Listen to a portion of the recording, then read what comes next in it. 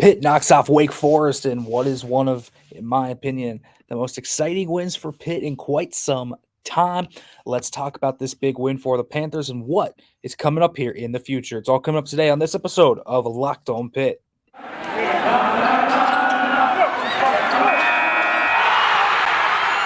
You are Locked On Pitt, your daily podcast on the Pittsburgh Panthers, part of the Locked On Podcast Network, your team every day.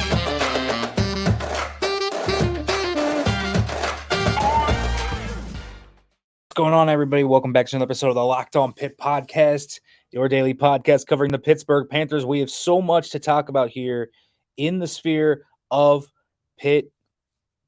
Huge win over Wake Forest. Today's episode of Locked On Pitt is brought to you by FanDuel Sportsbook, the official sportsbook of Locked On. Make every moment more. Visit FanDuel.com/LockedOn today to get started. All right, folks, let's get into this one because this game was a doozy and a really fun one at that. Had a blast watching this one. Just have a blast kind of going back through it and combing through everything that happened in this game because there was so much that did happen, but I think there's really only one place to kick it off, and I think you have to kick it off with Mr. Blake Hinson. What a game by Blake Hinson that Pitt got from him, and they needed Blake Hinson to have a big game, right? When everything came down to it, the essence of this game was won and lost by the three ball. Pitt needed to really get this going because Jamarius Burton wasn't in the game. You still had some struggles from other guys around kind of Burton, and Hinson was unbelievable. I mean, we are talking about a guy that scored 24 points, but all of those were off three-pointers. He took 14 shots. All of those were three-pointers, and he made 8 of them to tie the program record. This is a record-setting day for Blake Hinson, who's now shooting 37% from downtown. I mean, we knew he could shoot the three coming to Pitt a little bit. I don't know if we knew he could shoot it this well. He's been putting on a clinic in terms of what he has been doing. And it's truly actually very special to kind of watch his season mature. And this was such a big game for Pitt and for him. I think this game in particular really showcased what Hinson could do. And it wasn't just the fact that he was hot and shooting from deep, right? Of course, that's a big part of it. The fact that he can do that is awesome. And we love to see Blake Hinson kind of come out and make those shots, but it's the off-ball movement. It's the ability to find those open spaces. It's those dribble handoff. It's all the sets that they work with him, and the fact that he can make it from so many different areas of the floor. He is such a fun player to watch and break down. He can do so many different things that kind of makes you think about him and worry about what he's going to do every time he's on the floor, that it is actually extremely impressive to watch him play at a high level. And so I'm a huge fan of Blake Hinson, and there's zero reason why you shouldn't be either. He's been awesome this year. What a find through the portal. He's one of those guys where you really never knew what you were getting in him. He was kind of a wild card, if you will, and I think Pitt's starting to figure out that they have a very versatile piece that can do so many different things and just spread the floor out at that size. It's special, and he was really good on defense yesterday too, I thought. The defensive breakdowns were definitely plentiful, but I didn't think Hinson was involved in many of those. In fact, I thought Pitt's front court was quite good defensively yesterday. I did think, however, their backcourt struggled in that area. But let's talk about their backcourt. I think Jamarius Burton has a very interesting role in this game. 9 assists, only 6 points though, but he did just about everything you needed him to do. So it really, his stats tell the story of the game for him. A lot of turnovers early, 4 turnovers today for Jamarius Burton, in terms of just making some weird mistakes that usually you don't see Jamarius Burton make. And he wasn't really on to that night either, 3 of 8 from the field. But he kind of figured out eventually that, like, listen, they're not going to let me take over this game. This is exactly what Wake wants to do. They want everybody else to beat them, and he obliged to. And I think that's a credit to Jamarius Burton, right? Understanding what was happening and kind of adjusting on the fly to that. And so I think that's all credit to Jamarius Burton. And you have to give him a round of applause for that. He was really good down the stretch. When Wake started to really cut into this lead, he came in and instantly sparked him, put a basket in, got a open three, Nike Sabandi, and really stretched the lead. I thought Burton was really good in his 30 minutes. And so he took on a different role in this one, but he was big. So you look at him, he had a very, very random off day, and he doesn't have many of those. And when he has an off day offensively, he does it in different ways. And so I think Jamarius Burton's just the straw that stirs Pitt's drink, if you will. And that's why he's such an important player to this squad. He continues to prove it. And then I think the other guy that really deserves a shout out is Greg Elliott. Just he's kind of found his groove. Just 3 games ago, he was shooting only 28% from 3 in conference play. That's now climbed all the way up to 38%. He was 6 of 9 from downtown in this one. He continues to impress me in terms of just his elite catch and shoot ability. Pitt just hasn't had many guys like this. They've had guys that can get hot and hit like that, but he's one of the better 3-point shooters I can remember in recent memory from at Pitt. He's more consistent shooter than Ithiel Horton. Horton was a streaky shooter, but I think a guy that's a career 41% free throw 3-point shooter, it really has lived up to that billing. He is a catch and shoot automatic make some of these times when he gets hot, and he can really, really punish a defense. And so they have to worry about him in the corner, on the wing, at the top of the key. Wherever Greg Elliott is outside of the arc, you got to worry about him. He is an automatic 3-point shooter, and that has made him a valuable presence here for Pitt. And you cannot overlook what he has brought to this team on the boards either. He gets some of these tough rebounds. He's got 6 rebounds in this one. He's not really a super athletic guy, but he brings a lot of grit and physicality to the floor, and he can really shoot the ball. And so he's been kind of the factor that you never knew could be the factor.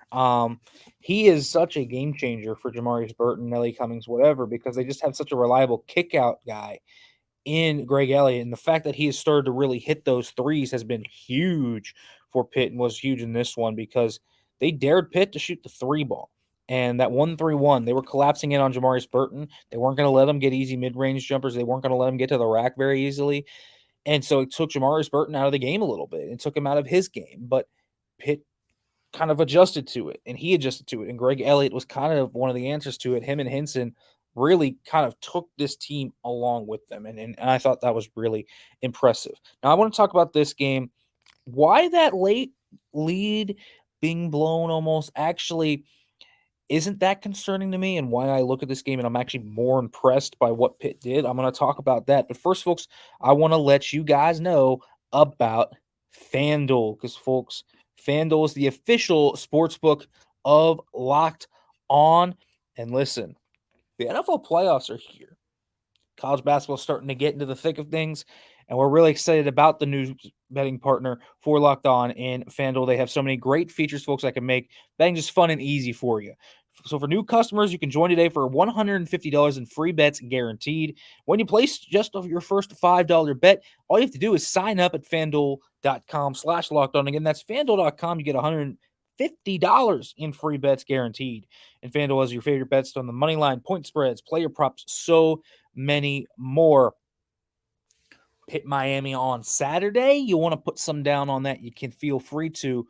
Don't have a line just yet on that, but when it does, for sure, you can get in on all of the action from there. Folks, make every moment more with FanDuel, the official sportsbook partner of Locked On. All right, folks, welcome back to the Locked On Pitt podcast as we're continuing to discuss this Pitt Wake Forest game, and a big win for Pitt. Just a massive win. They needed this game badly in terms of their resume. Now they're 7-3. It's the highest win total in the ACC for a Jeff Capel-led team thus far. You look at this team, man.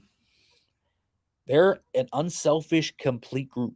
I think that is what stands out to me over most. This is a team that has different ways to win. You'd want to dare Jamarius Burton to take over the game. He will do that. You want to dare him to go against everybody? He'll do that too. And that's what kind of happened in this one. That 1-3-1 worked for Steve Forbes and Wake Forest, and Pitt kind of didn't have the post presence. They were collapsing it on Federico too. They weren't going to let Pitt get easy buckets at the rack. So they said, okay, we're going to dare Pitt to shoot the three. And Pitt did, and they shot lights out. I mean, you don't really go into a game wanting to shoot 37 threes, but if you're playing a 1-3-1, you're going to leave guys in the corner open. Do it. And Pitt did, and they sunk the shots.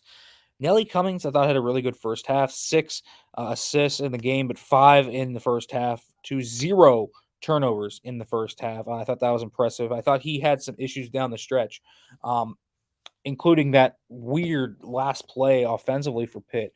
But they did end up pulling this out. Wake Forest kind of dashed to the hoop a little bit more than you would have liked. I thought that they could potentially shoot the lights out of the building. Pitt actually did a nice job perimeter-wise, but I think they became so hyper-focused on the perimeter that it kind of hurt Pitt in the grand scheme of things, from just getting Appleby, who dashes really well to the rack. He attacks the rack. Carr really had a good game, and his length up top really took Pitt out of their rhythm. So there was a lot of things that kind of looked to me like, whoa, what's going on here? Pitt is struggling a little bit, and this is a formula I didn't expect to see. And Pitt ended up defending the 3-point line fine. They held Wake Forest to their season average of which is about 37% from three. 10 of 27, not overly abundant for Wake Forest considering their averages and their offensive efficiency. Appleby only 2 of 9.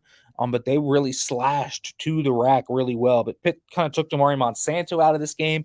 He got 4 fouls and only played 13 minutes as a result because he was in foul trouble. But you actually look at this game, right? Pitt led as much as 15 at one point, led 10 and a half, and they almost lost. For many people, that would be very much a, oh boy, this team kind of sucks.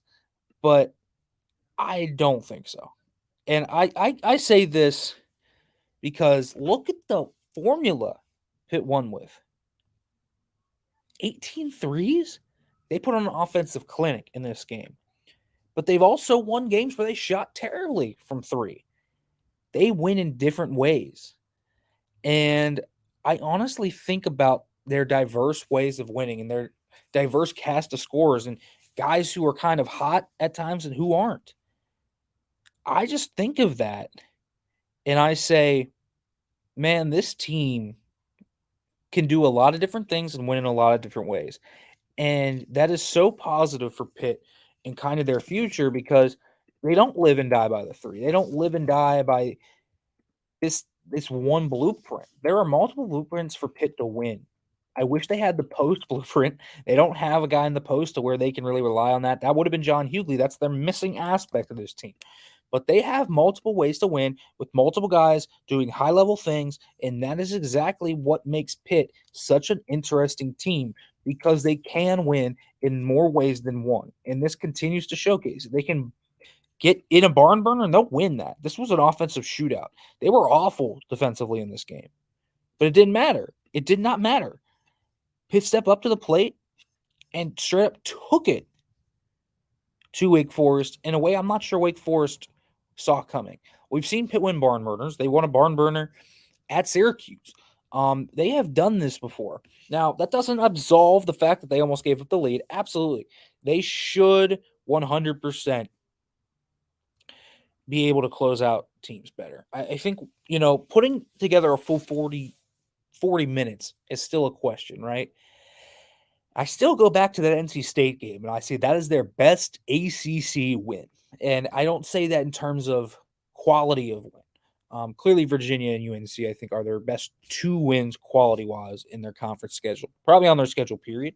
But that NC State win was a butt-kicking from front to finish that Pitt just played with a steady 40. And that, to me, was really the pinnacle of what Pitt can be at their best.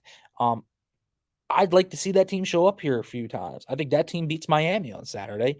The question is that team going to show up? I don't know. They're a hot, streaky team at times, but they are a team that can win in different ways, and they are an unselfish group that if a guy is having his hot day, yesterday was Greg Elliott, and yesterday it was Blake Hinson. Nike Sabandi and Jamarius Burton and Nelly Cummings, they'll take a back seat. If it's Nelly Cummings having the day, fine. The other guys will take a back seat. They're an unselfish group that allows this team to flourish in ways that it would not be able to otherwise. And I think that is a testament to this Pitt team because they are such an unselfish group that likes playing with each other. And that's been the missing kind of ingredient for Pitt. Jeff Capel had a really good team in 2022. And, Audis Tony, Xavier Johnson, Justin Champagny, John Hughley, that team had its issues. But if they don't fall apart because of team chemistry issues, that team ends up being a pretty solid team. It was good enough to be a solid team. But they didn't have the actual off-court chemistry to pull it off. And that was the big issue. This team has all of that. They're a steady veteran group that likes playing with one another, and they make plays happen. And so in the grand scheme of things, this is another big win for Pitt. A quad 2 win over a Wake Forest team that's very even to Pitt. If you put them against each other 10 times, they each win 5. I truly believe that. And this is a really good win for Pitt. They needed it. After that Florida State loss, I think, you had to bounce back. You had to. And there were a lot of stakes doing it. Yeah, Kenny Pickett was there. It was Jerome Lane's 35th anniversary of Send It In, Jerome. But there was so much riding on this, so much pressure, and they didn't blink in the face of adversity. I thought it was really, really good to see Pitt win this one, even if their defense wasn't there much of it. And certainly that's something to go back to too, right? You've got to go back and look at the perimeter defense in the past 2 games and kind of figure out a balance.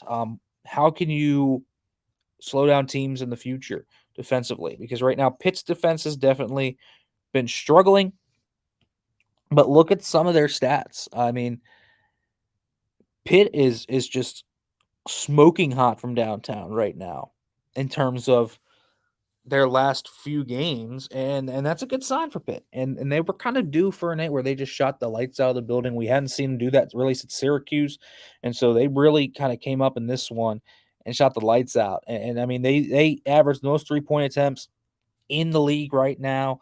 Not surprising. They shoot the 3 ball, and they are willing to do it. And I think Jeff Capel is more than happy to do it too.